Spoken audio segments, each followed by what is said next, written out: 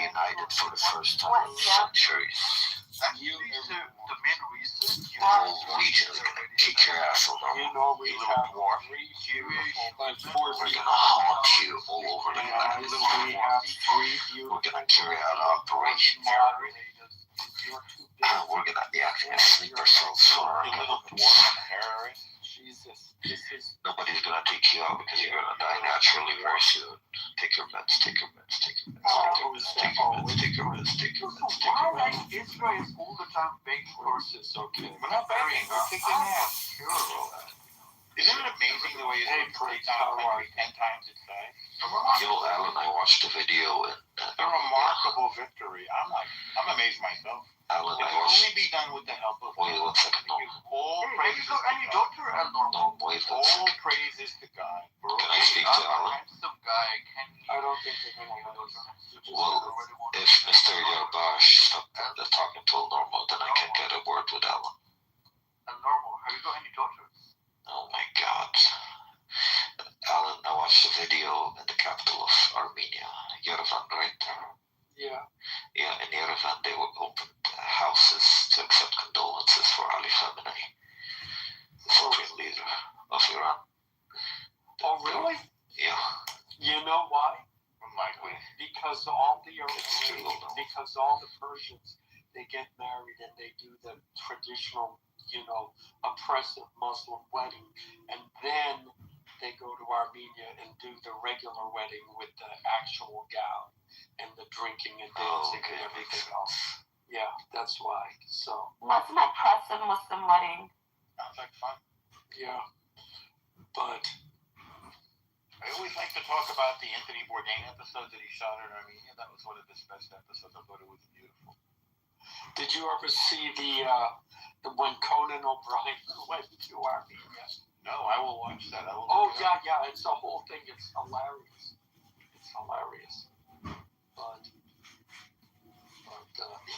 yeah, it's really good. Now, Princess, I think you got lucky with your nose. No, my nose isn't perfect, but I would never augment it. We're not Jews. Did he leave? I had such a nice picture that I made of him. Look at this. Boom, boom, boom.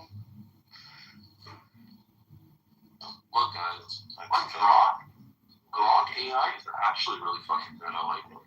Let me show you the picture I made for him. Look at mine first. Wait, I'm not PTR. Hey, fuck you all. Fuck you, fuck you, fuck you. Prince, your buddy Fred came in the room today. I'm telling you guys, fuck you all.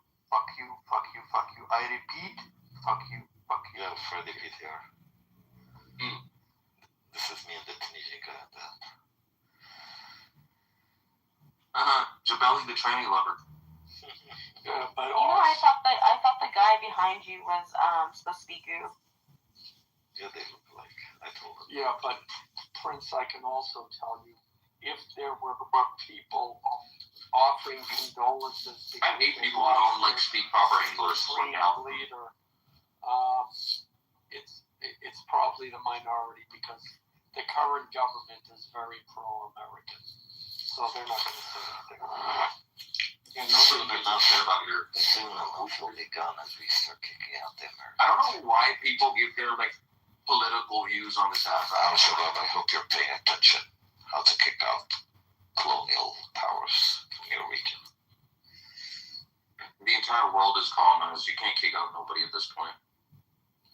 I honestly think this is gonna be the beginning of the end for American presence in the region. I think these are the end times, Prince. You know what? Every day, I believe in that even more. Yeah. So why don't you get married, bro? You're 36 or something. Well, I'll get married and I'll go to jihad, bro. I'll get my wife in heaven. Why don't you? Or you're gonna get the I never thought of it. The day I gotta pee. That's a good idea, actually. The world's ending anyway, so might as well just wait for that. Okay, good plan, Prince. Yo, Everybody gets fine. who's the fucking talking about me? The chump? He's Korean. No way. Yeah. That's so old, bro. Come on. India Girl just added me. I know who you are, India Girl. Princess, can you remove India Girl real quick, please? Who's that? Who is that? Oh, I followed that person. Princessa, can you remove India Girl, please?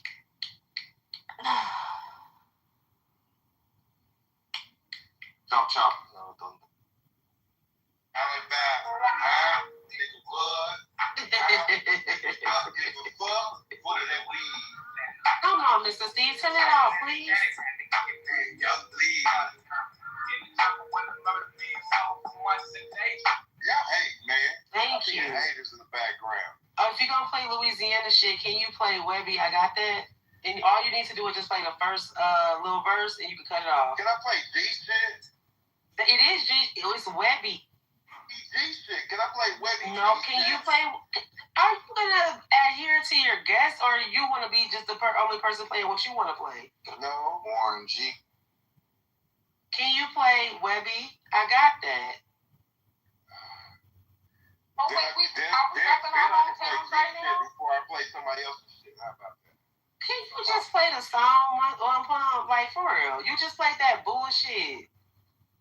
It wasn't bullshit. What are you talking about? One pump, just play music. I think, once he gets through the playlist, we should play something that rep our hometown. See, I don't have no other device, but I can't play it over here. Well, we can get through to even the playlist. Mr. Steve want to keep putting his. Right. Hey, don't be a hater all your life. One more time. Webby what? I got that. I got that. Mm-hmm. Then I'm done. Use a Y'all can have gangster. a flow. Yeah, just like gangsters. This how I'm gonna give y'all a little backdrop. This how we used to be in the club. In the club, y'all. This is y'all shit. Both sides swear to God, I heard all that. Drilling the I ain't fucking good unless you real fast. You know I got a lot of money, I ain't got a lot. You know that you're the funny spot, nigga gotta die. You know that we can let out beat the college ass. You know that we don't beat the recognize. You know that. What seems like All time. Why nigga? You look into all the black cities that once was. You know what I'm saying? And how many of those cities they came and destroyed. When you look at their history, right? Now you sitting there saying, that was back then. That's irrelevant. Then you don't understand how you got to that point, and now you're wearing the hat, their hat. You become like them. And that's why you're hollering, "We America." Because you have become like them. Point blank. Anytime a black man knows about geopolitics, he's a white supremacist and he's a Yes, he is. Because crazy, bro. let me tell you. Come to the room. Let me tell you. Let me ask you. Let me ask you. Some Gen X or some baby brother generations when it comes to knowledge of self and black power. I don't know where I'm from. You don't. You don't. I know I'm evil. I know my people. Yeah. And what was about? King of the world today. King. Has What what was to do with Africa? Yeah, it has a lot to do with Africa, bro. Yes, it does. About right now, what America's going through with Iran.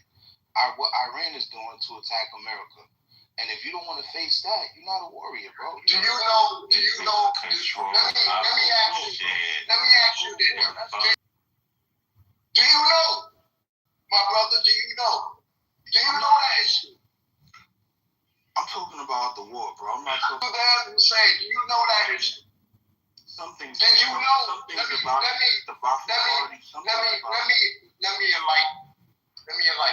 First of all, Saddam Hussein, right, was an ally was an implant by the U.S. government within what they're trying to do now.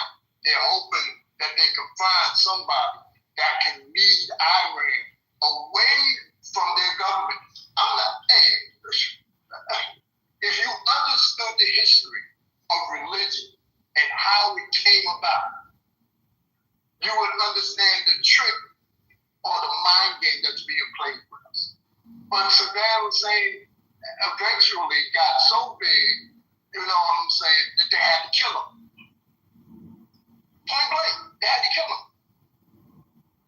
Because these men, whether they're Arab, Caucasian Arabs, I call them Caucasian Arabs, or just Jewish Caucasians, you know what I'm saying? These tribes of people, because they all Caucasians, but they represent different tribes, are going back and forth between themselves. It has nothing to do with you, the black man. It has nothing. When you're not in their rooms when they talk. You're not. Unless you have sold your soul to know, you're not in their room. And the only reason why you have some type of an attachment to them is only in reference to the builder blocks to what you have accepted and what you have become. It's not indicative of who you really are and your purpose of God. You don't come, no, there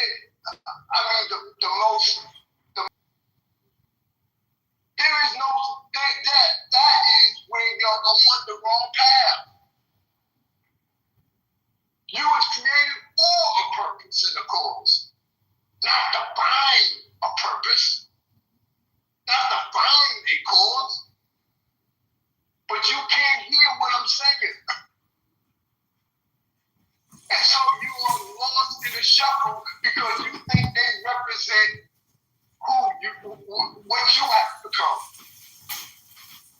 And what you have become what they're doing is on a whole nother total level. Point blank. I don't care if you say you're from West Africa or whatever the case may be. They came into Africa too.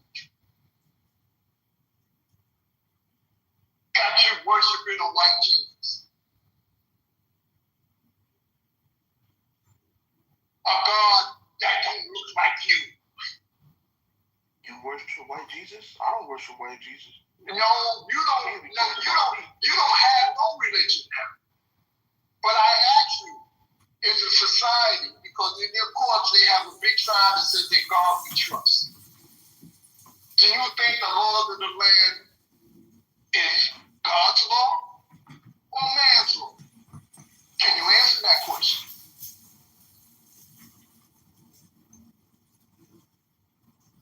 Can you answer that question? The law of the land should be an extension of God's will. But it has nothing. Because when you go into court, put your hand on the Bible, right?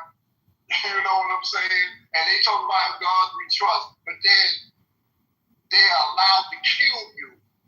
When it says in the book that they gave us, thou shalt not kill, and vengeance is mine, says the Lord.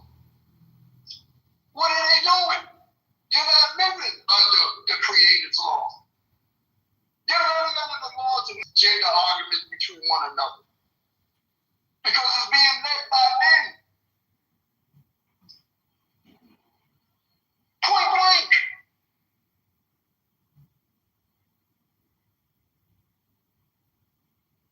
It's time you gotta wake up, man, before it's too late.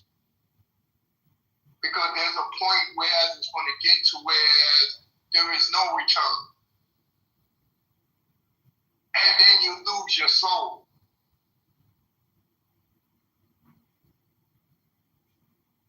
Point blank.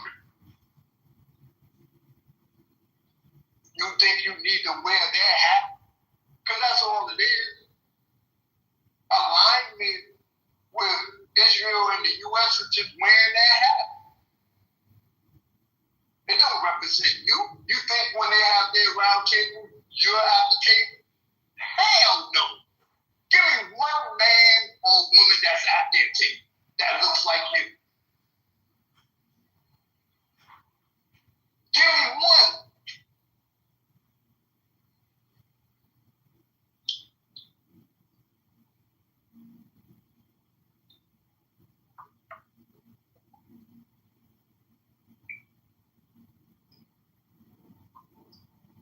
What are you asking for?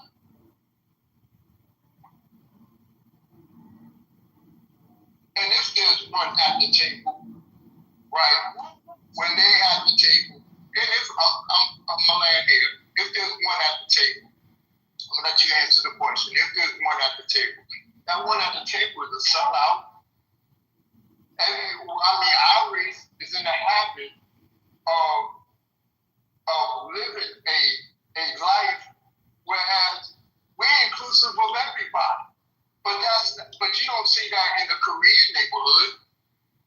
You don't see that in the Chinese or Japanese neighborhood or an Italian neighborhood. These states represent who they are. If they are Italian American, you know they're gonna fly the Italian flag. If it's German American, you know they're gonna fly the German flag. When it comes down to black people, whose flag are you flying? Whose flag? If they French American, whose flag are you flying? Can you land your plane, sir? Okay.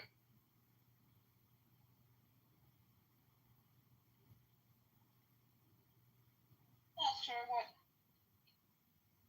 point was or what his question was. I was trying That's to the question. Whose flag, right? Whose flag are you flying? What difference does it make? It makes a big difference because it shows where you're at from a historical standpoint. And what if you don't have a flag? What if you're out in the middle of the field with... That's my point. You don't have a flag. Who are your flags? Okay, so who's your flag? What's your flag? What I'm saying is, if I'm in the middle of the field and there's other people in the middle of the field and nobody has a flag, what difference does the flag make? Jewish Americans, they do have a flag. I said, what difference does the flag make? It makes a big difference because it shows identity. It shows a certain nationality. To what? To where they from. If I take up a flag from where somebody else is from, does that make me better? No, it doesn't make you better. It makes you know who you are. No, it doesn't. It absolutely does not. Why it doesn't? Because a flag is just a flag. No, that is not true, since a flag is just a flag. Why do you make flags? I don't know. See, but that's the whole point. So how are you speaking on a flag if you don't know why they make flags? Hey, because I'm trying to show you why you don't need to make a flag. Why are we sitting Why are we sitting here talking about flags? We're talking about the war. Like the contradictions has got to be there. I'm sorry that the concept of flags got in there like that. But go ahead, Marcella. Go ahead. I'm Marcella. My point is, we take up allegiance based on a piece of material and pledge our allegiance to that piece of material. Meaning, if I'm in another country and I grow up there, but the place where I was born has a different color flag than the place where I've grown up. Now I have to figure out whether I'm going to pledge allegiance to their material or the material in the place where I grew up. It's a piece of material. It's got a design on it. Go ahead. Minutes. It's a piece of material, fabric, with a design on it. And because I live in a certain place, I'm supposed to wave it around in the air as if this means something more than the one that they're waving in the air. They're both pieces of material. People put emphasis on this. They put a meaning to this piece of material. And then they literally make laws over this piece of material. You can't let it touch the ground. You can't let anybody burn it. You can't let anybody walk on it. You have to bury it this way. You have to fold it that way. It's a piece of material. Not familiar with their flag, and you see this piece of material laying somewhere in a room somewhere, you wouldn't know what it was. It would just be a piece of material to you. And it could mean the world to them. But basically what I'm saying is, why do we put so much emphasis on a piece of material? To mean that this is where we're from and this is what we celebrate. It comes in like a god.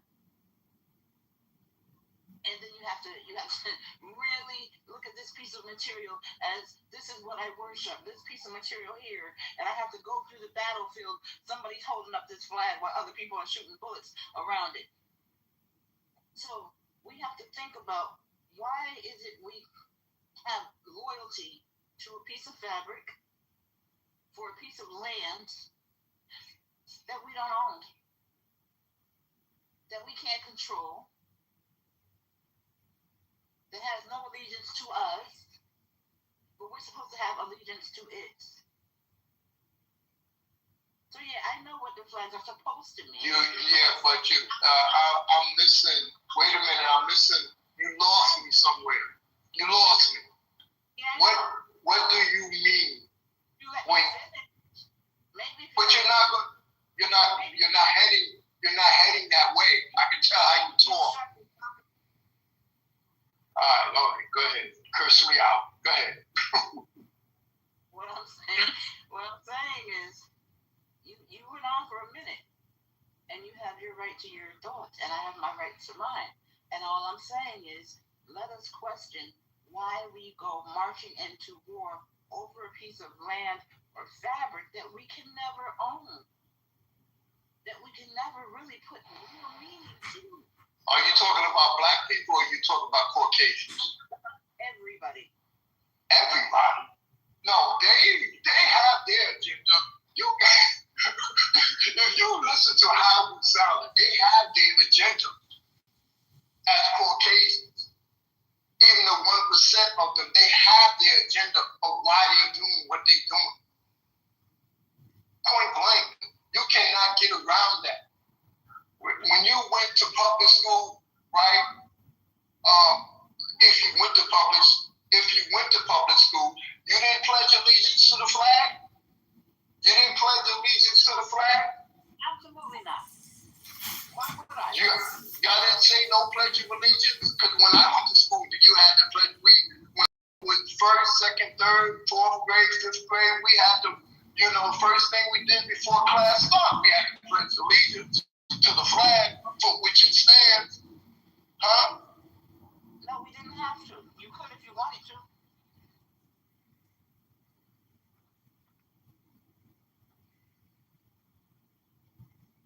Yeah, Daniel, just when you start reading their interpretation, like, if I tell like you were like the Bible and Masters. Stanton. Just FYI, we've been through this ringer. We've debated Black Hebrew Israelites. One of our boys, Adam K., was brought into the Black Hebrew Israelite community because he knew genetics. He's responsible for deconverting like dozens of Black Hebrew Israelites, right? Like, trust me, we've all been through this ringer. We know this side, like we know what. Oh, so he's all empirical then. He's like, must. He's a rationalist. Like, Adam is like the rationalist liberal. Like, is he still in the camp? No, he's not a Black Hebrew Israelite. He's just a liberal who decided to make fun of Black Hebrew Israelites and deconstruct them using genetics, and then make them realize that it's all bullshit. Converted like dozens of Black Hebrew Israelites. Hallelujah. I hope they find a church, because I know a lot of these individuals that are in there. It does help them with not doing dumb stuff like crime and all that, but it's a false cult. I mean, a lot of these Protestant denominations are all basically false cults. Yeah, I know. Yeah, I would acknowledge. I know some of the black dudes who converted to Islam though. They are like, I know one guy. He's from Detroit, but there was another guy from Detroit. But anyways, Of course, sure. and when I told them, like, dude, you are literally escaping America because you feel it's racist and not feel included. But you go to Japan to become an English teacher, then gets converted to Islam. Now, while being a Muslim over there, and then go to India. You might as well go play the Ouija board after that. That's experience. That's actually Pentecostalism. So your average black Pentecostal church is actually very similar to Eastern spirituality, where they're being manifested by a mediumistic spirit. That's why they're jumping on the ground and all that. Shamanism all over again, absolutely. Same with evangelicals, right? Yeah. Same with a lot of these. What? Who's teaching English in Japan? Well, I mean, there's One Muslim brother. Where is he? No. I'm saying like a lot of American black guys are getting converted to Islam once they step outside. Yeah, it's because they are in what's the dude who worked for Even before that, bro. Nico. No,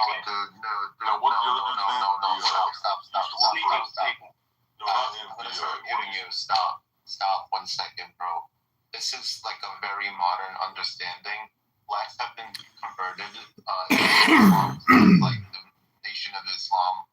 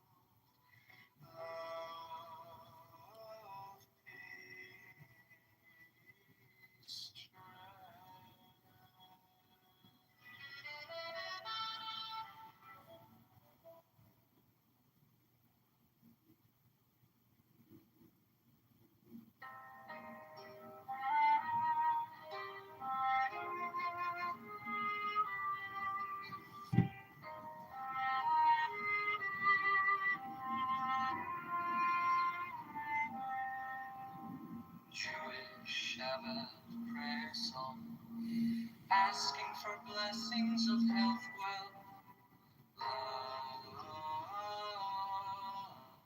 peace, strength. Jewish Shabbat prayer song, asking for blessings of health, wealth, love,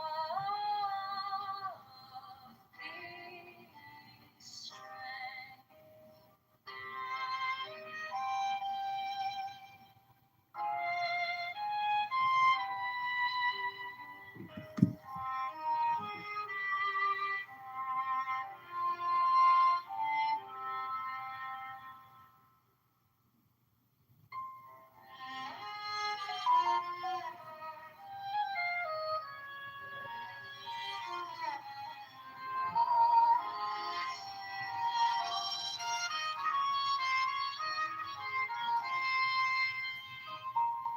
Jewish Shabbat prayer song, asking for blessings of health, wealth, love, peace, strength. Jewish Shabbat prayer song, asking for blessings of health, wealth, love, peace, strength.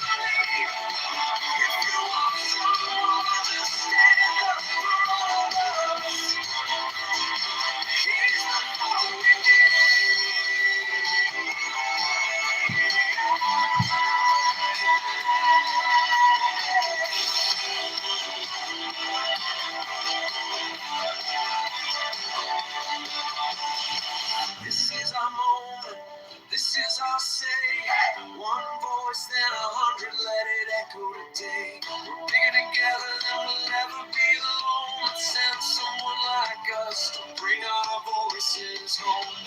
John Kitover, running for Congress, running for people like us. For the elders, parents, kids not yet grown, every family just trying to trust. John Kitover, running for Senate, for the promise we still believe. If you want someone to stand up for all of us, he's the one we need.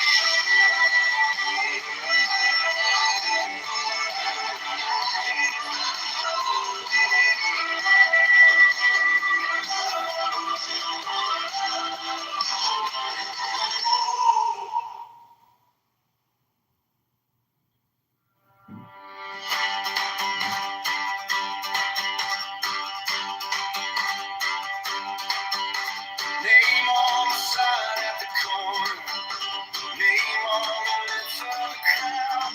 He's been walking these same old sidewalks, listening more than he's loud. He knows every closed up storefront, every school that needs a hand. He's the neighbor who shows up early, stays late to understand. John Kitover, running for Congress, running for people like us. For the nurses, the teachers, the builders, every kid on the school bus. John Kitover, fighting for fairness, for the promise we still believe. If you want someone to stand up for all of us, he's the thought we need.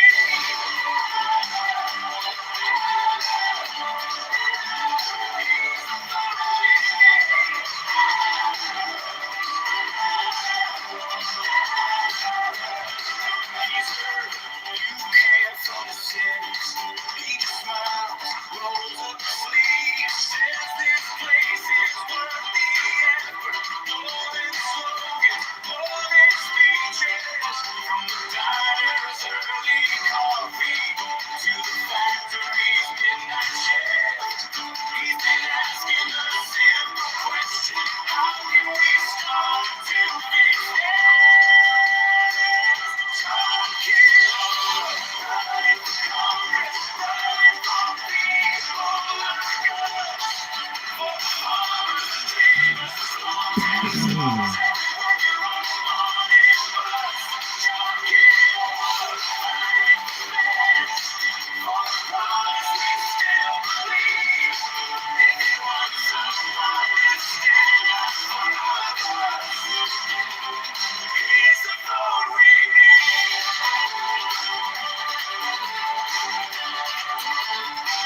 This is our moment. This is our say. One voice, then 100.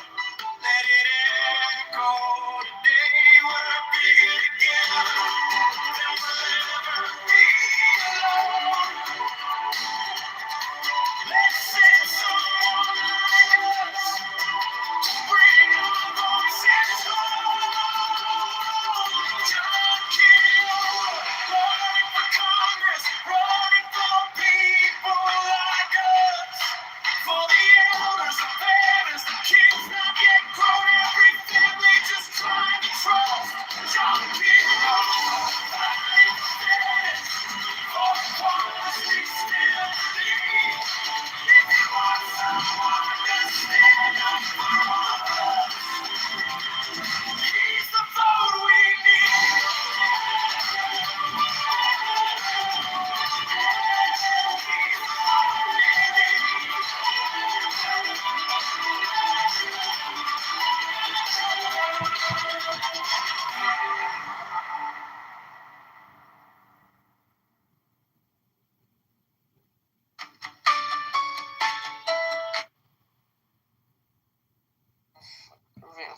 I'm just saying that they learned if they were seen as Jews, they would be killed. If they had the Star of David, they'd be targeted. They would, right? Yeah. There's like the taxation. Yes, I understand that it's not equal for all people, but it's still not like stripping away your identity. It's not just you can keep it, but yet you're like a minority and you're paying a certain kind of tax, actually lesser than perhaps. There was a treatment not based on taxation, it was based on who we're dealing with. For example, if we're dealing with a woman in a foreign country or a child or elderly, they are not presenting a particular military threat. So as a leader, I'm not afraid of these people. These are just public, laymen. They're not going to do anything, right? Or farmers, for example. Yeah, but the issue was for example, the militants, like the soldiers. These people that didn't have a choice. These people had either to become Muslim by force and become part of the army, or they're gonna have to leave the country, or they're gonna have to completely ask for a particular way where they can, because these people are literally soldiers. That's the threat. So it's based on the threat level. So like I said, the women in that case, you can do whatever you want, just live under the Muslim country. It doesn't matter because you're not a threat. But a soldier who used to fight in war, for example, and defeated his country, now this guy doesn't have a choice. Either if he wants to still live in this country, he has to be a Muslim, join our army, or in this case, there needs to be discussions what we're gonna do with this, because you're not gonna just leave hundreds of thousands of soldiers just living in that city. What if they want to take it back again? It's realistically doesn't make sense. But it's still like when the Muslim conquered all these lands, that's how they created the peace. Hence why, same thing, even America on the other hand, America did it with savagery when they killed the indigenous people. How did that create peace? Okay, I get what he's saying. Because now you can live in America in peace. You're not worried about what do you mean with peace? Somebody taking your country. What are you talking about? That was never America's country to take. Yeah, but for the Americans going after the next generation of Americans who lived in that land. It wasn't like the Americans had a threat on their soil. That was never. Are you afraid of anybody taking your house? The government can take it from their house. Not the government. Let's not talk about the government and criminal. I'm talking about. Is there a threat of, let's say, a coup happening in your country that will? No. Are you afraid of a revolution that will happen that will change the regime? Okay, exactly. So that's why you have that peace. That's not peace. I don't understand what you're talking about right now. Yeah, you're going to bed every night. You're not worried about it. Establish a system of governance within your country where people abide by those laws because of the consequences that come with it.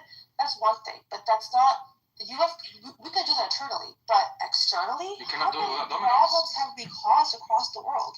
If the CIA didn't exist in America and the FBI, you wouldn't have peace in your country. What? That's the CIA needs to destroy others to gain peace for ourselves. We're not gain peace; it's to gain resources. That is peace. It's not peace. The CIA and the FBI, they're working, and the different agencies that work in America that are spying on you and finding out if somebody wants to create a terrorist attack, somebody wants to do a coup. That's FBI. No, there's not one singular agency. There's multiple. No, that's the FBI. I'm talking about the CIA, which operates outside of the U.S. And do you know how many times they've been involved? The USAID has been involved in influencing the elections of other nations and causing disruptions. It's been the case forever. Even the Brits have done it. A lot of Western nations have done that. It doesn't matter which agency. There's NSA, for example. NSA spies on you, right? Enemies, there's more sleeper cells, right? You're missing the point here. They're missing the point. I know, what but I'm saying is enemies, and then there's sleeper cells that do erupt that can cause harm to your citizens because of the actions you're taking outside the building. Yeah, but like I said, again, in America, you're not afraid of, for most of the part, other than criminal acts, which is obvious in any paradigm. But for the most part, you're not afraid of an external threat coming in, attacking you, living in America, because your country, your government was able to establish a dominance and take over the entire land. What's bullshit? Trump actually said it earlier. Is Canada threatening you to take your land? They're threatening to turn the power off. What are you talking about? Is Canada threatening to take over America? Is Mexico threatening to take over America? Turn the power off. Are the indigenous threatening you they're going to take back their land? I mean, it'd be nice if they could. I'm asking. You're saying you don't want to agree with me. I'm saying America established dominance. They took over this territory and they established the country. In my opinion, Who's threatening to take over America? Single entity. The threat is the government, Everything not is more fine. than any single entity. We're not. That's not what we're Everything is discussing right now. fine. My gosh. He's saying once you've established dominance, then in doing so, one can have peace. It doesn't last long. Have you seen the history? Insecure. Yeah, but have you seen what happens over time? It doesn't matter. That's the only method. Yeah. Over time, it could like deteriorate. That's the whole point. We've seen it. Yeah. When the Ottoman became lazy, never ends well, guys. It has never ended well. It doesn't matter. That's the only way you can establish any country. You have to force it. You No, don't have not to dominate it. That's the only way. Not necessarily. Okay, give me an example of a peaceful country that it was established by peace. It was divided by violence. We go to India. It wasn't annexing land of others, indigenous people that existed there. It was actually. I want a country that was established based on just lovey-dovey. No, you're understanding something. People have issues. Even the indigenous had issues because within each other, right? You can have tribes going back and forth. You can have that on a very, very small level. It does not get to the point where you have widespread violence, because whenever there's an external threat, it's very, very detrimental. I'm answering my question. I'm asking about, give me an example of a country that was established without any wars. India? India was established without any wars? No. Africa Africa's a country? Well, continent. Most of it has not been established where they're taking other people's land. No, but you're not understanding something. Was India established without any wars? Of course. It was in 1948. There was a partition that was forced by the Brits. Before that, there were lots and lots of There were smaller kingdoms. exactly smaller kingdoms within themselves, but not the nation as a whole. So I'm pretty sure if I go back to the history of India, I'm going to find hundreds of wars. Like, I don't know why you give me India. Within groups within themselves, but they're not trying No. The establishment of India, I know even for a fact, by the way, from the Islamic history, that they took over. India was taken over by wars by the Muslims, and they ruled over India. I know the Mughal Empire. I know we fought the Aurangzeb and defeated him. Yes, I know that. But under the Mughal Empire, there are other leaders who never did any type of forceful thing. I mean, Akbar the Great, Akbar the Great. He was somebody that was fighting. That area was always. Even from the BC, you had. You understand something, but there was attempts. There were multiple attempts, right, to try to annex, take over, and control. That's one thing. Did the Mughal Empire ever win? Empire in 300 BC. Did the Mughal Empire ever win to establish? That's not the point. I'm talking about Mauryan Empire. Need to attain dominance, and in doing so, if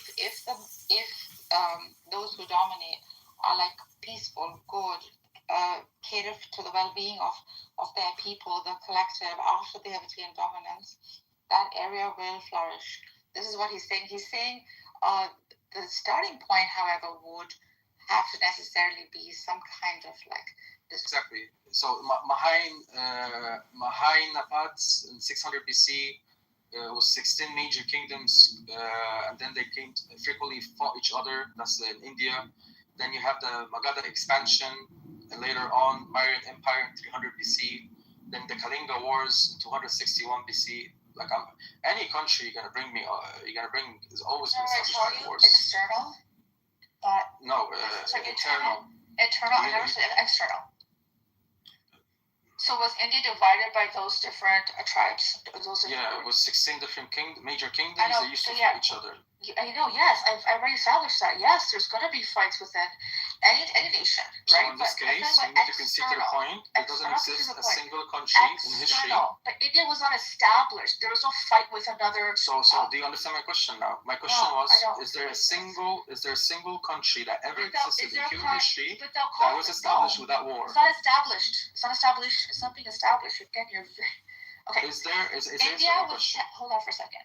It's not about being established. Being established means it was created, it was made out of something that was not the fact. Like, for example, the United States did not exist until there's an external force that created, and it caused a lot of pain and hurt to the people that were there for them to make it. That's when you say established.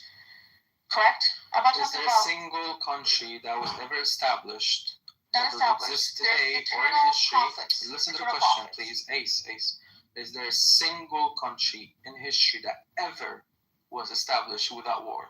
A single country in I don't history. think you understand what you mean by established. I think the way you're A country, look, this is how a country happens. Normally, throughout history, there's always where people were tribal. Why? Because for them, they thought, for example, But you like a also plot do of, know that can I UK please land? Can I please land? Hold on So- a second. because You know that UK you're not even talking the was same. also- You're talking over. No, You're not no, even but listening to you what I'm want to talking ask about. something, right? The UK I'm had not gonna ask you anything. that was a war. It was a war. It was political. You know, right? What's UK is an war? example. They UK is Yes. what UK was They- have they thousands went of and wars inside of them. colonized others. They colonized others. No. UK, the United Kingdom had thousands of wars. We all used That's to fight with internal. You're England. understanding. England I used think to you fight. understand. Established means it had to come into some sort of formal existence. It had to fight somebody who wanted. Ace, you're a very bad background. interlocutor. What? You're a bad interlocutor. You're not Okay, engaging you know the what? same Go point. ahead. Go spew. No, I'm saying you're not even engaging the same point. Yes, because you're not wording it right. Has there ever been a nation without war or conflict within? Talk about country. Talk about Nation, countries. country, whatever. There's always been conflict within. Always. There's always been a fight of resources. No, Even I'm saying countries do not pop into existence. Countries happen, but why? Every single country has the exact same formula. A bunch of tribes or a bunch of nomads, everybody had their own territory, but sometimes they will fight each other because they want like, I want what you got, and so on and so forth. Then comes a guy who decides to, you know what, let's unify together. Let's create alliances. Instead of fighting each other, let's get together. And then that develops into a country. That's always the same case, right? It's always a division. Somebody comes in, said, let's get together. He gets together, he becomes the leader, and then creates borders. This is our borders. This is us. And then either expands and continues as a country, or then later somebody else who had a bigger country takes them over, and then it changes and so on and so forth. somebody That's had how a bigger country that took cycles. over and changed India. There's a bigger country. I'm confused. Yeah, like there's countries who used to exist and now they're gone. They don't exist anymore. Like, for example, in the The earlier idea of times, nation or- states is not. It's more recent. The idea of there's a lot of countries that they're gone from yeah, you history. see that. They don't exist The anymore. Yugoslavia, I understand that. But what I'm trying to tell you again is, at one point, this whole idea of countries establishing borders. This is more of a modern invention. If you go far back enough, it wasn't done in that type of way. Egypt was a country. Egypt was literally a country that had its own borders, and it has its own system, and it was invaded by other people. Well, look at Palestine, right? Palestine wasn't really a country, but yeah. Well, it's It became people. a country. Cool. So yeah. you don't see that Palestine was invaded in essence? Yeah, after Sykes-Picot, it became a country, but before that, it wasn't. So it becomes like are we agreeing with Sykes-Picot as because I don't agree with borders whatsoever. I don't care about Sykes-Picot borders. I'm saying, like, as a historical reference, after Sykes-Picot, now we had the borders of, you had the Palestine as a country, as a state, its own flag done by the British. They decided this is your land, and then everything happens. But that's a different topic. But like what I'm saying is, like, basically at the end, once you understand how countries are developed, or how basically it's the same thing. Me and you are able to live in peace because somebody before us, before we were born even sometimes, they were able to dominate this particular piece of land, was able to establish it as theirs and protect it and make it continue until you were born, I was born, and then we are able to live in this land. Somebody in the future might come in and say, you know what, I'm going to take this piece of land, give me that, I want it. And then it's going to be, okay, if he wins or we win, and so on and so forth. It just keeps recycling. Land always keeps recycling. It doesn't stay forever. But you can only establish peace once you're able to defeat every single person and establish a world domination. This is the only way you can establish peace. because then you don't have anybody who's going to fight you anymore. Once you're able to defeat every single military in this world, But and there's there's no more enemies, then that's it. eternal. This is the thing. Fine. So let's just say that occurs, and people all come into this one world government, one nation, and they do it not willingly. It's out of force.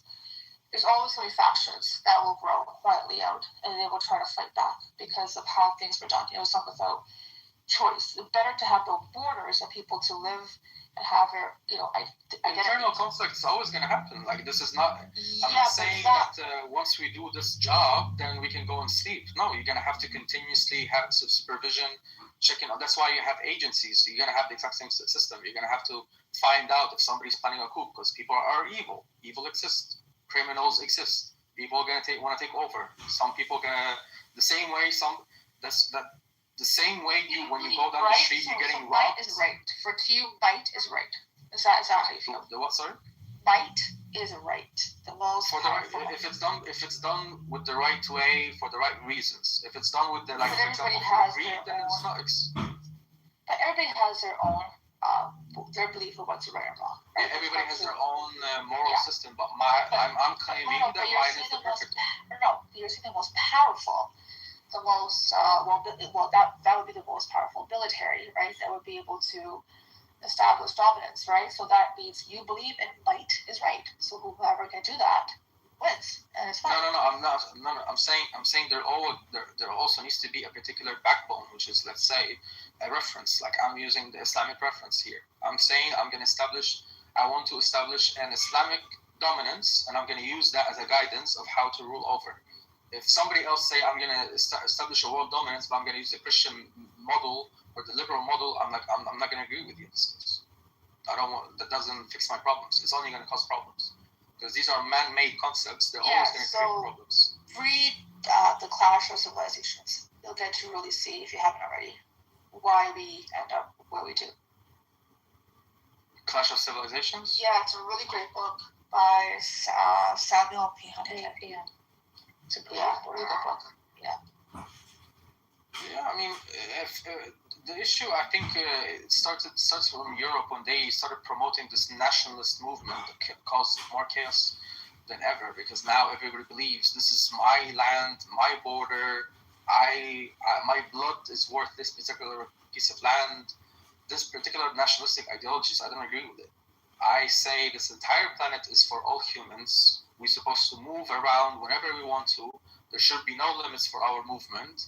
If I want to move here, north, west, south, doesn't matter. I can go anywhere, as long as I'm, because resources are, they're all over the place. You have some places have good water, some places have oil, some places have good farmlands, for example. You can grow crops, and humanity needs everything. Humans need every single thing. So it's about wealth distribution. There's enough for everyone to go around. Like, there shouldn't be a particular land or particular system that's dominating everything and keeping the rest of the world hungry. Why? Hence why, if you have one particular global country or global system, then you're able to support everyone. In this case, you can go anywhere. Then there's no immigration problems. There is no resources problems. The entire globe is ours. We just, as a unified humanity, we can do whatever we want with it. So I think that's what. But as long as you have these nationalistic paradigms, then no, like, somebody's gonna say this oil was in my land and these are my borders, so I'm the one who's gonna keep it, and I'm the one who's gonna control it. And now we're witnessing the development of water being used as territory, like Ethiopia right now building their dams, saying that the Nile is theirs. They're the ones who have it, so they can build dams, they can control the water, and if they decide in the future to stop the water, like dry up the Nile River altogether, they can do it, because they're building like 9 different dams or 10 dams now, and they will completely stop the flow of water. So now countries like Sudan and Egypt could completely dry up, because hundreds of millions of people can literally die out of, But they also have nations that will assert other people's resources. We see Congo and how Congo is the way it's being treated by corporations, obviously American. So it's not even just controlling what's within our borders. It's also trying to forcefully take others because we think we're a superpower and we can't. So I think it's more complex. Yeah, but if let's say if Ethiopia and Sudan and Egypt became one country, then they're not going to have a fight about water. Then in this case, they're going to create their dams to use it for whatever. If they want to use it for electricity, and they're going to export the electricity to Europe, for example, then that's good for them. They can control how much water is going. Like, if they're one united country, these three major countries, then they're not going to fight each other anymore because it's just one singular land. Now imagine on a bigger scale, if the entire I'm sorry, continent can is you one solve country. the problem of the human condition for greed and power? If the day you solve the problem for the human condition, our desire for more and more, because we think there isn't enough, right? That day is when your model is going to work. The symmetry breaker here is power and greed. Yeah, the way I would deal with it is like, I don't want to change anyone. Like this module of we're gonna teach people, or we're gonna change them, so we can create a system where every single human wakes up in the morning, prays, goes to the gym, brushes their teeth, and then goes to work and come back, and they're happy with their family. Like I'm not gonna be able to control people and change their life. The same way you're not able to change, for example, your partner. Like you cannot change them. You cannot change human beings, but you can anticipate what they can do. You can predict them, just like a child, like a baby. If you put fire in front of a baby, more likely than not, he's going to try to play with it, right? So to solve that problem, what do? You separate the child from the fire. You put a distance between them, right? And then you teach them over the time, like, this is bad for you, and you're never going to be able to like watch over them all the time, but like eventually they will get it. So that's exactly what we're going to do. We are not going to anticipate that we're not going to teach people, or like we're not going to change their character, but we're going to basically say, we have this much resources here, we need this much people for this particular project, this will be funding this. Like, we're going to be transparent, and that will then people realize like there is no need to be greedy because there's enough to go around. Like, once you have transparency, for example, then people will realize, okay, now it makes sense. Like, and he's showing like you're not making. When like the cabinet or the leader or leaders, this is assuming that they are wise, just, and compassionate. You're building a system very idealistic, Abdullah. And Plato came up actually in his Republic with a very similar system to what you're proposing, and he called it a noocracy, where like the leading figure and figures, the leading figure is a philosopher king.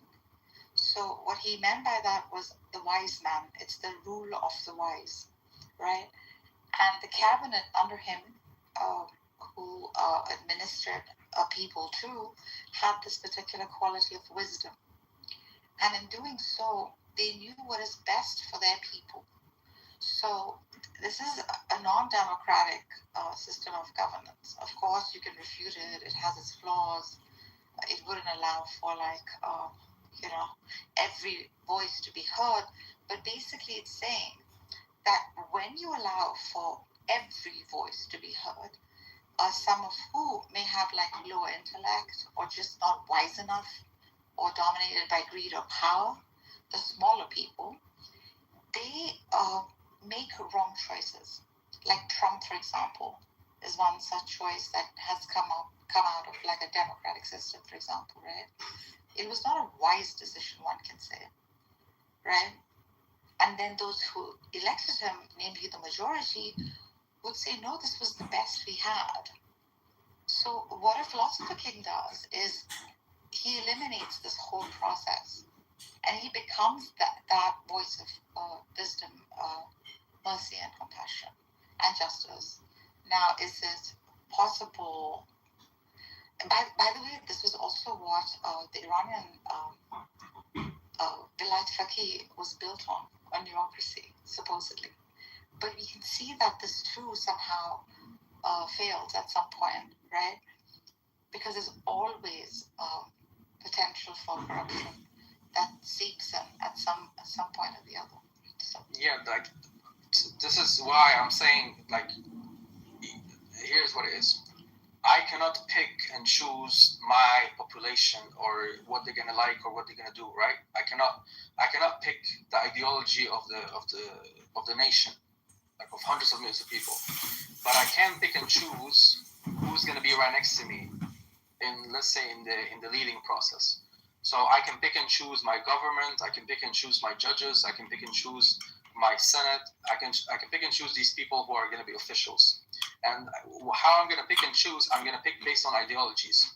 Those who align with my ideology, they have the same vision, just like I'm recruiting, basically. If you have a business, you're recruiting based on qualifications, personality traits. You see if they're going to fit. You see if they have the exact same vision as yours, so that they can work with you. If somebody doesn't agree with you on the simple premise that he doesn't want the country to be run the exact same way you want it, or there's like too much conflict on ideologies, then just not going to work with me, right? If somebody is motivated by money and I want people who are motivated by ideologies, then I don't want that person. If somebody has a completely conflicting ideology, I don't want that person. So I can pick and choose people based on their ideologies. So then in that particular governing system, I'm making sure that there is I'm minimizing corruption. And there's many supervisions, like systems where I can supervise over everyone, so that everything, and the main thing is transparency.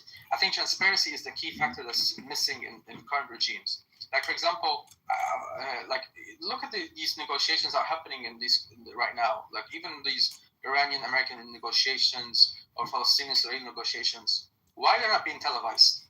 Why are these negotiations not being televised? Why they're not discussing in public, saying everything they're discussing? How do you know that what they're doing is actually what they're saying?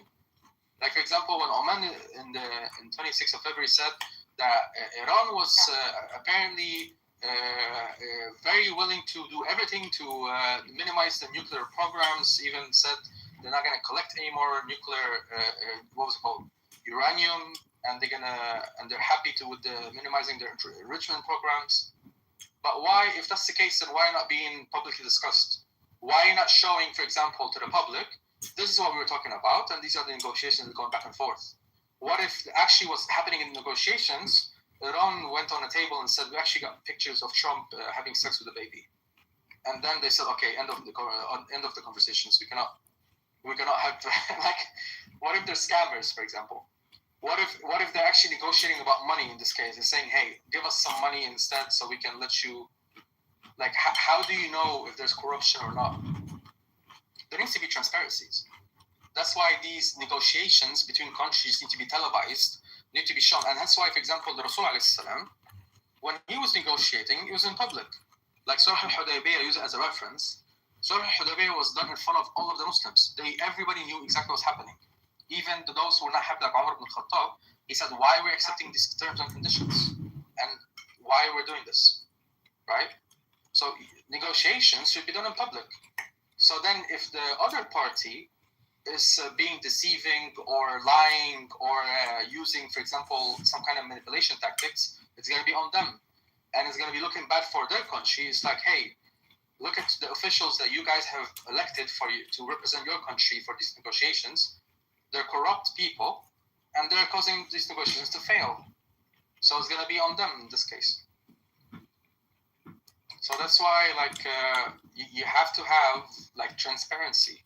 You have to show. You have to explain. Like, you don't need to explain the military secrets, for example, to the public. Like, some things can be kept a secret. For example, like the deep state information that's very sensitive that could be used against you. If you're going transparent, you have to go all the way transparent. No. I don't need to. For example, I don't need to say to the people, if I'm weak in this particular location, if I get attacked, we might lose. I don't need to share this. This is by the military. We're discussing it between us. I don't need to say, oh, we've lost. Like, for example, some of our equipment became bad. Software is not working anymore. If somebody attacks us, we're not going to be able to defend ourselves from this particular angle. I don't need to share that.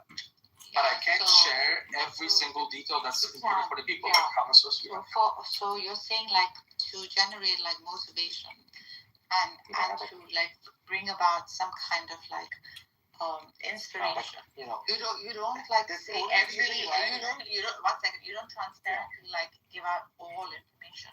So Plato also called that the noble lie, right? It is not just noble lie. No, it's not a lie. If there is a good reason, if like for example, the Rasul when he did Fath Makkah, because of Makkah, he didn't tell anyone that he's doing it. He told them, he just simply told them, everybody get prepared, get your weapons, we're going to a war. He didn't tell them where they're going or what's going to happen. They just told them, do it, and that's it. So they're about a benevolent dictator, basically. No, I'm saying that if there is a good reason for me to hide particular information, this figure, this archetype, this leader is the benevolent dictator, basically. No, it's not. It's also. It is. Abdullah is a bit right, but okay, it doesn't matter what the. Yeah, he's right.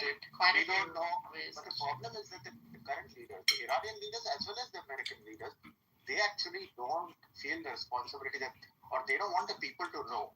And that's what we haven't reached that level of transparency in government that we aspire for, where the people in the government are transparent with what they are doing. So the only reason this is not happening is because the Iranian regime also doesn't want its people to know what they're saying. It's not like Yeah, but why the negotiations are not being televised? Like this is a crucial. They don't want. Okay, so there's corruption in that case. Yeah, I don't need to believe everything that they're saying. Like we can't believe everything the opposition is saying either. And that's why I'm saying, and if I want to create a system that's good for humanity overall, this is how I'm going to lead. I'm going to lead by being transparent. I'm going to show the people what's happening, and I'm not doing it, for example, to like there's no democracy. I think it's I not democratic. It's not democracy. How are you going to then choose your leaders? Yeah, I think democracy is a failure. I think it's how are you going to choose leaders? No. What technology are you going to use to choose leaders? I think leaders need to be chosen in a particular system where it's based on a particular criteria and it's being recycled. So, for example, you're going to do exams. Yeah. So what I'm looking at, number one is, let's say, it starts with those who are going to start a movement. Those are going to be the people who are going to, let's say, if let's say a major conflict continues, like this Iranian war with the Gulf countries, right? And somebody then decided to take it as an opportunity to create a massive revolution, took over the Saudi lands and the Gulf countries, for example, and like internal revolt. And they became successful, right? What they should do next is, since they're already in power and they're winning, and now they're taking over these territories, they need to elect people, like they have to pick people, they're going to work with them. So it starts with them. Say, okay, we want people who match our ideologies. Yeah, that sounds like RGC. Yeah, it is a democracy. He's talking about Plato's republic. It works if it has good government. Might is right. That he's talking about. Yeah, you have to have people who basically are motivated by the exact same ideology. That's what it is. That's the core that you need. You need to have the exact same. But this might is good. Might is right, kind of. That's stupid, man. Why? Because that's what Trump and Netanyahu are doing. They're showing might is right. Okay. Right, but one roughshod over anything else, because they at this point in time they are strong. They have the power. Right. And so that is justifiable. Hold on for a second, Nilo. To your point, might is right principle. Then you have to see what the negatives are, and this is what the negative is. Because in their eyes, they think they're doing the right thing, right? And their perspective. And also, they are really into. They don't think it's the right. They just think they're working on. Well, they deserve. They will look at Netanyahu. They're not thinking about right. They're thinking about. Oh, for them, they believe they're chosen. That it's us. It's me. We can do this. We have to be right. Right. That's And they use and they have the right because they have the might. They have the power. They have the military might. So they can do whatever they want with their military might. That is how we have reached this situation. Correct. All means justify the end. That's why we are. I agree with this. Okay, then refute it. Because I have a moral guidance. I have a moral system. Yes. If any action will contradict my moral system, then it's a wrong action. That's your. This is key. That's also Trump's. Trump can also say that. Yeah, his morality is How did you know this is Trump's moral system? because it's an ego, his philosophy goes in, right? What serves me is right. I will do. Yeah, what serves me is right. I don't think that's necessarily true because Trump himself said that he believes he's going to hell. So he might be operating from a particular paradigm where he thinks that he's doomed anyway. So he's just Okay, doing but whatever. Netanyahu, the entire government, the Ku Party, they've always said this is their right. This is they've actually used their religion to try to justify it. So this is like there's no universal principle that you can apply because everybody has their own deal. Yeah, the Jewish psychology is based on that they want to live as much as possible, and it's all about they want to live as much as possible. Okay, so what does it have to do with the way that they assert their?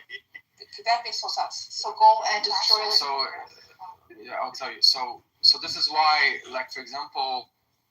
Are you justifying it? About, Are you justifying it now? No. I'm explaining psychology, like how it relates. It's not about psychology. Like if you want to, yeah, what's not about psychology? It's not about psychology. You need to understand your enemy if you want to defeat them. So that's your enemy? Oh my God. What is the Jewish psychology like? As if like there is specific psychology based on adherence of a certain religion or ethnicity. No, but it develops, right? No, it develops based on ideology. No. It's called a religious ideology because it develops into a religious psychology. Eventually, if I keep telling you you're special, chosen, and important, at some point, no, not everyone says that. Everybody. Bro, Christian ideology is based on original sin. What are you saying? Not everyone says that. You're born freaking tainted within the Christian ideology, right? This is all bigotry. Like for example, do you know if you want to? Nothing. I'm pausing your opinion. It doesn't matter. You're just pausing your opinion. No. Jewish with Islam, and then you fight the freaking attack the argument. Don't give me. Yeah, that's what I'm doing. You're painting a broad brush. You're taking an ideology and saying that this ideology has a certain psychology. That is what you mean. Do you know, for example, some other ideology? Okay, so for example, it develops into it. Stop being a gadu. It develops into it eventually. That's what he's saying. Do you know what's the actual Israel weak point? Like, what is the weak point in Israel? I mean, of course, everyone has a. What's Israel's actual weak point? What's the weakest? Like, what's their? If you want to attack Israel, what's the most thing you can? The U.S. they depend heavily on the U.S. for their military. It's not a weak point. Right. It's a dependence. What is their biggest weak point? I'm asking about I'm asking about what's their critical weak point? What's their number one weak point? Water. I don't know. No, it's the actual people. That's why I'm saying it's like it's related to that.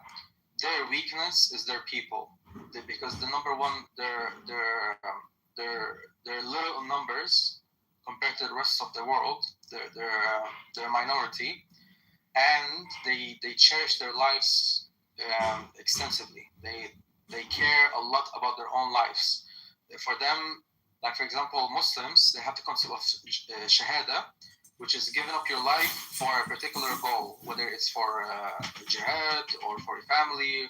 It doesn't matter. Like they have an official aspect of it.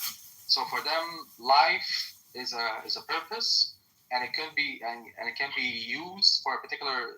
It can be served for a particular purpose. If let's say for winning a war, I can go and fight and die for this goal, then I will do it. The Jews, they don't have that. They're fighting to continue living. So that's why when people are talking about that Israel is losing money, Israel is spending too much money on this war, that's not the weak point for Israel. Israel don't care about these things. They know money can come and go. They can make it back again. They'll figure it out. Like it's not an issue. Money is used as a tool to prolong their lives as much as possible.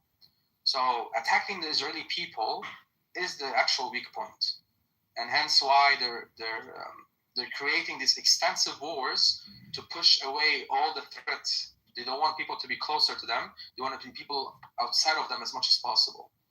That's why they're building the walls. They're pushing America and to make it worse for them. No, it's called the Greater Israel. Okay, this is so some of these things that they call a threat, there was no threat internally. Like if you look at what they've done with Lebanon, right, trying to take their land, it's out of perceived threat. It wasn't like they were threatened, right? A lot of this has to do with expansionism. Okay, we do have this ideology of it's actually in the Likud party charter. The whole river to the sea, that starts with them actually. They do believe in taking the biblical scripture and applying it to justify annexing land. So if you have not been, or even that war with Egypt, right? They didn't even do shit. Oh, we think they might attack, right? So a lot of this is on perception, and actually puts more of their people in danger when you go and keep on hurting people that have no ill will towards you. You create more enemies when you do this. But why they're making these, you need to understand also what's the actual motive here, or what's the mechanism that's moving them. Yeah, why they want to do an expansion. Give it to you. They believe they're entitled to it based upon their book. Right? Yeah, and why is it important for them to achieve it? Because of their religious beliefs. Yeah, but why? Why this particular belief system exists in their belief? Okay, listen, they have this whole idea of the times and that whole prophecy, right? Which is one thing. But again, for you keep telling me the same thing over and over again, as if somehow their ideology, like you keep saying people do things, right? And as long as if you do things under the right context. What you don't understand is a lot of people have varied beliefs, and some of them we don't agree with. About Israel, the Jews specifically, why they care so much about. I have a devotion to Padre Pio, and Padre Pio recommends that you go to confession every week. I do confession every night with God, but I only go to confession with the priest 3 times a year. Iranian, Libyan women can't confess. Yeah, I always found it weird that you don't see their face when you're talking to them. It depends on the church. Some priests do it face to face. Some don't. But a lot of it is in that room, right? Where you don't see them. Yeah, it's in the confessional booth. Yeah. Isn't that I always found that very weird. Why is that weird? Maybe I watch too many horror movies and it's not weird. You just sit down and they slide the thing open and they start talking. Yeah, but you don't see them. If you see them, it's different. Well, that's the whole point. It's supposed to be anonymous and private. That's what. Right. Forgive me, Father, for I have sinned. It's like, hold on. who you're talking to. That's actually not true. Who you're talking to. That whole thing. The whole point is for God to see you, but why would you want him to know your the whole video? point is I want you to know who you're talking to. Nigga, it's not like any random nigga's gonna sneak in and act like anybody. No, that's not how it works. What are you talking about? There's usually Yeah, that's so irrational. They're like, if he's sick. Yo, hold on. Irrational. Relax, hold on. It's a confessional booth, and there's typically a line, and you wait online until you wait your turn, and then you go. Someone else should go in there, though. Yeah, hold on. Isn't that our confession is to God, it's not to the priest. Oh my God, shut the fuck up. Me? You see how Catholics talk to each other? She's not talking to Anne. This is how Catholics talk to each other. She wasn't talking, Mark. They're not real Christians. I forgot my train of thought. But yes, it's to emphasize anonymity. And to clarify, it's not forgive me, Father, for I sin. That's actually a movie thing. That's not how confession works. Oh, they get 3 Hail Marys. And they're good to go. Well, what do y'all say? You just sit It's down. not 3 for everyone. Everyone gets a different number. Oh my God, that's so stupid. Depend on how many cents you You see, Egan, they really do get 3 Hail Marys. It depends on how grave the sin is. Correct. So how many Hail Marys you gotta do for beating your meat? I remember when we had that conversation in Cholula where it's kind of if you confess to your church that you committed a crime, a violent crime, let's say, like you murdered someone, and how if there's a seal of confession, the priest can't say anything. Right. The topic was if like the priests should be obligated to. They can't Tell officers or authority. Yeah, they can't. Obligated. They're not. Yeah. If they do so, the word. If they break the seal of confession, they will be excommunicated. Correct. Right, but it's we're talking about morality. Because they're the biggest gang in the world. They're the biggest gang. Let's just say fine, he doesn't. But let's say the cops come and they do a subpoena on the church. They can't do that. They can't do that. They can't. Do a subpoena on the church. No, they can't, bro. No, they cannot. Even if they had that capability, even if they had the capability to do so, he's not. Who gives a fuck? He's supposed to die for the Lord, right? Even if they said, "Hey, you received the death penalty if you don't fucking tell us what this guy confessed to you," he's supposed to be willing to die for the cause. If he's a proper priest. Hold on, Shai. If that's the case, then you would see the FBI and all federal law enforcement going to churches to try and get all the mobsters they have under their surveillance. There are exceptions, though, guys, specifically for child abuse. Like if you're the church official and someone says, like, I'm currently abusing a child, they actually have to report it. Because you're not supposed to hurt the little children. Even attorney-client privilege, there are exceptions. Yeah, but this is something that stays between the clergy. But so what if you murder a child? It's not like. Yeah. I think the key is if it's an ongoing thing. Right. Murder. Right. If it's a sin, if it's a sin, like for example, if it's a sin, it's considered a sin. Right. If it's a sin that they confess that they have no intention of repenting for, or if they have no intention of stopping, then they won't give them absolution. So. I don't. So the priests that you confess to, are those priests? Wait, are they allowed to have children or not? No. Their dicks don't work.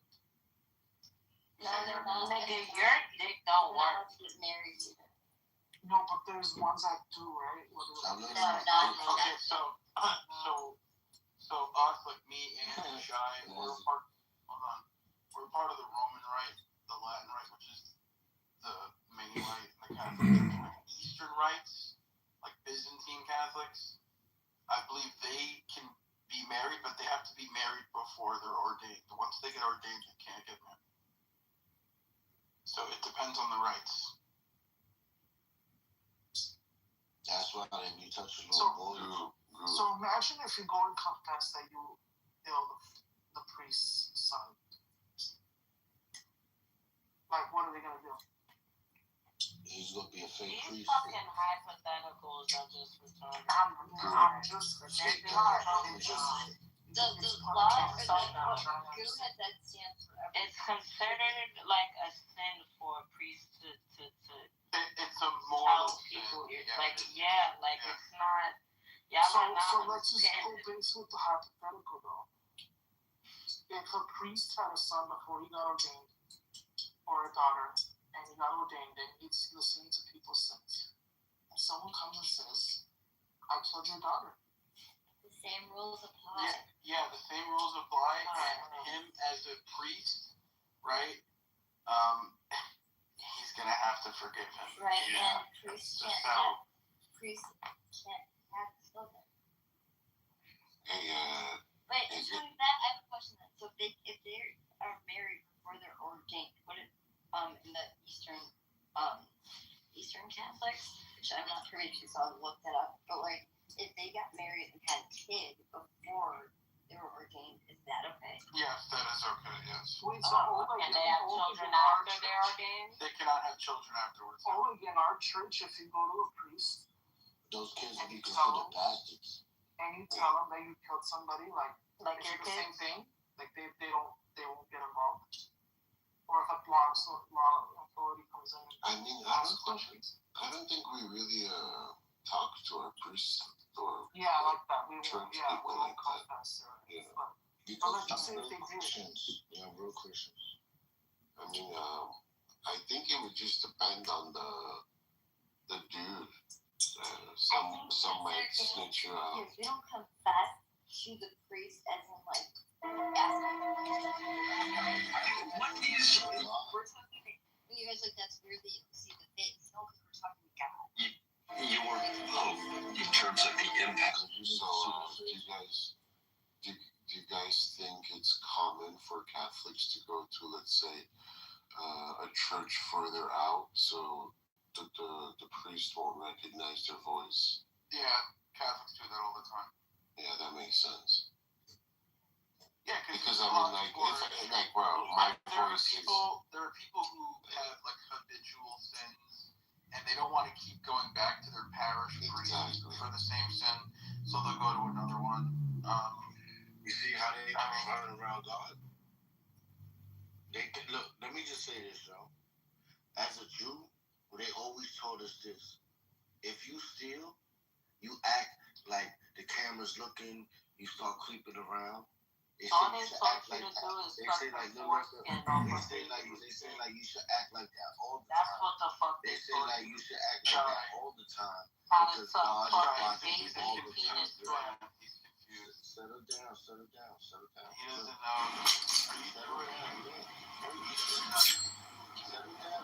What the hell is that? I'm here for a sword fight. I don't hunt rabbits with a cannon. I'm no rabbit. That remains to be seen.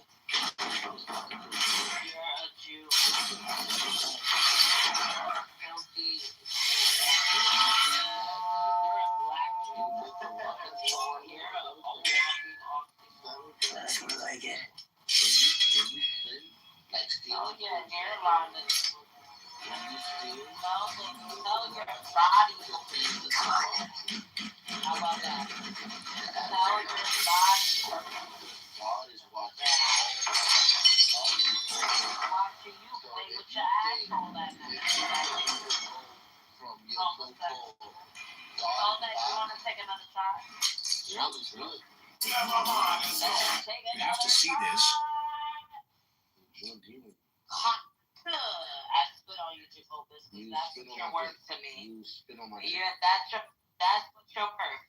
You're worth the floor to And me. then you lick You're worth less than the floor to me. You What suck are the you dick. talking about? You dick sucker. Like your mother? You suck my dick. Like your mother? I learned my ways through As you my can see, this is all original raw Your expression. mother was Really breaks my heart to really melt all this part with this high. You need to have the flow going. You're going to the refiner, you're going to melt all this, and you're just going to see the process. It's beautiful. Let's see how much you got. Alright, my bad. It's 926.8 grams. We're not going to get it like that.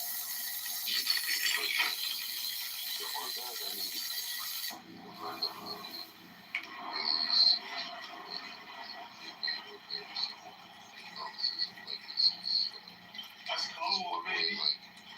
Let's go. You gonna dig it out now? But cremation says that.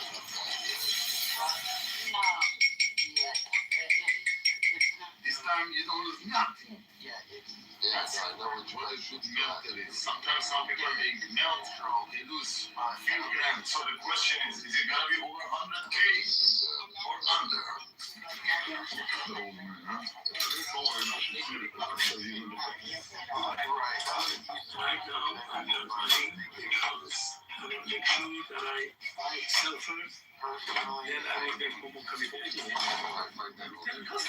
Everybody paying the everybody today paying for this. It's crazy. Let's check the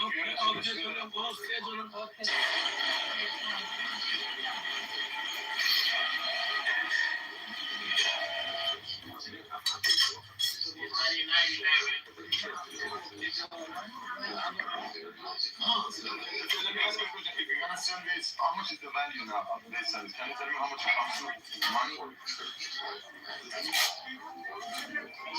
This is the magic number.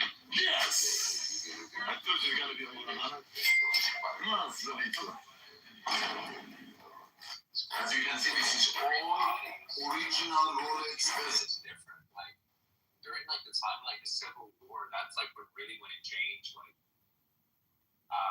people used to like spend time with the dead body like days after, right? And then it's only like after the Civil War where like this kind of they started like all this. You raised $2 million. I want to know where the Tamron money is. Kind of like when he took over. But you know what else happened? You know what happened during the Civil War? During the American Civil War, embalming technology was researched and progressed. And then you lie, okay, no, so you're not. The last time embalming was studied that much was in like ancient Egypt. And the reason they needed that is because, right, the soldiers from the south would die up north and vice versa. So a lot of fucking... And then you lie, okay, no, so you're not. To preserve the bodies.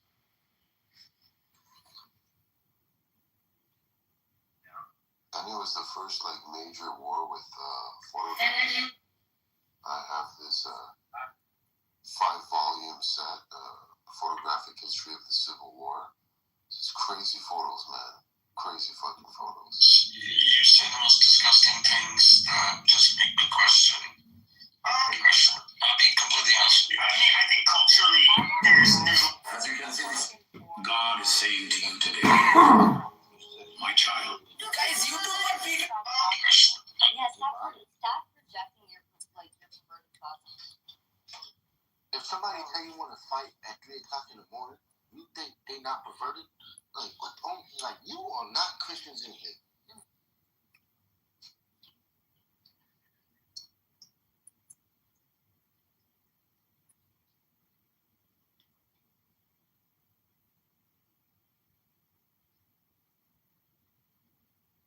To be able to do that. We try. No, you don't. I don't know how they're kind of thing. You go over there. Chinese or Japanese? Which one are you? Yeah, This is right. Doesn't matter, bro. Whatever. Are you Japanese? What's It's going Korean, on? bro. Whatever. Doesn't matter. Dude, his question. I mean, I'm being honest to I'm being very honest to myself. You know, there's a country I like. There's a You're country actually Chinese and you speak English. That's very clear, I think. Wait, guys, this guy. Before you critique another country, hold on. Do you know that Japan is heavily reliant on Middle Eastern oil? Actually, it's I mean, actually. so what? I mean, the entire world. The entire world 90% is. of it. The entire world is. Right. I know. So So when you critique, if you like it so much, go live there. Yeah, exactly. If you like so much, go out there. That's it. I'm telling you, if you like the oil so much, go live there. I don't like the oil there. I mean, I'm driving a Tesla, buddy. So what do you? I don't need your petrol. I mean, exactly. You should be telling if you love Iran that much, go live there. I mean, you are being double standard. And where is the electricity coming from for the electric car? Where's that electricity coming from? I mean, that's logically strange, don't you believe? Okay, you bought oil from Iran, so you're gonna love Iran. I mean, what's the point, buddy? Fool, you're not logical. What's the point? Isn't Iran buying? I mean, I think Iran is buying a lot of things from America. Oil in your country. And America. That's now you're lighting this hand. And you are using the financial system created by Jewish people. I mean, what do you love Jewish people?